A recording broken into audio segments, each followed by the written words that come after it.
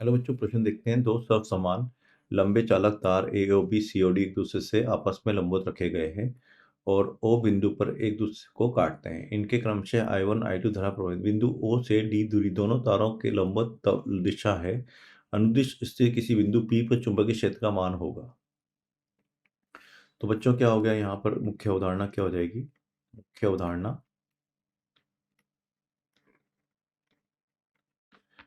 किसी सीधे लंबे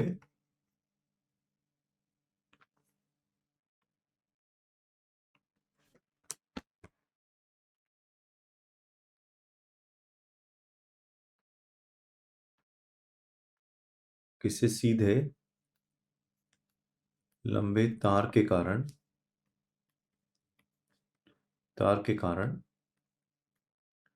चुंबकीय क्षेत्र एवं दो क्षेत्रों का सदिश योग। दो क्षेत्रों का सदिश योग।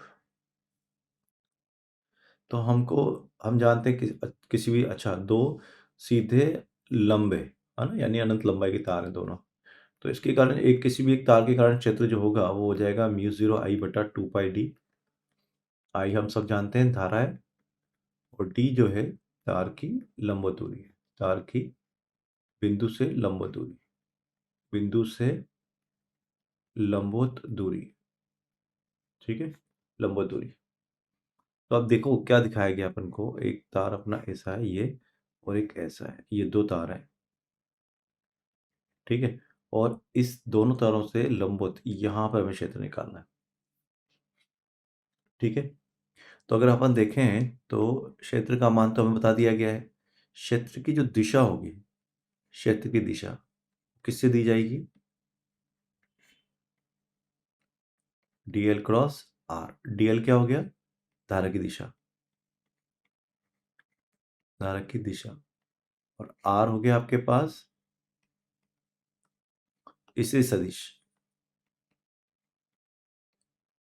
स्थिति सदिश। मतलब यहाँ डीएल की दिशा होगी वो धारा की दिशा होगी, आर की दिशा से सदिश की दिशा है। तो अगर आप देखें ढंग से तो जो क्षेत्र आएगा, हमारे पास दो तार ऐसे हैं, ऐसे तार हैं।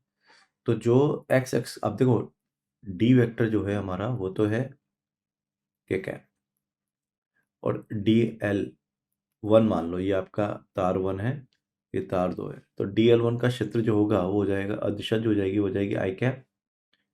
सो डी एल क्रॉस जो आएगा आपका, डी एल क्रॉस डी या आर जो भी बोलो इसको, वो आ जाएगा आपका आई क्रॉस के, यानी कि हो जाएगा आपका माइनस जे कैप आई क्रॉस के, ठीक है।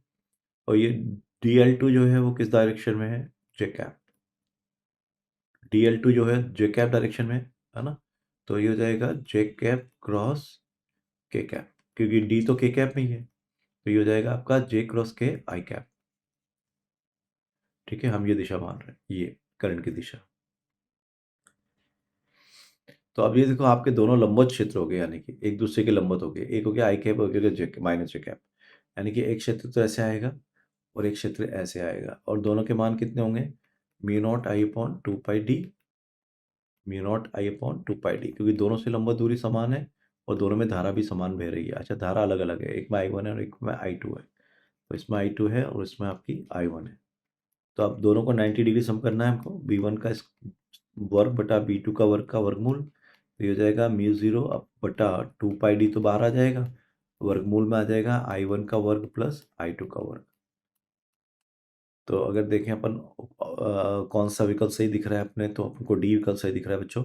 सो अंतिम उत्तर डी है, और मैं आशा करता हूँ आपको समझ में आया होगा। धन्यवाद।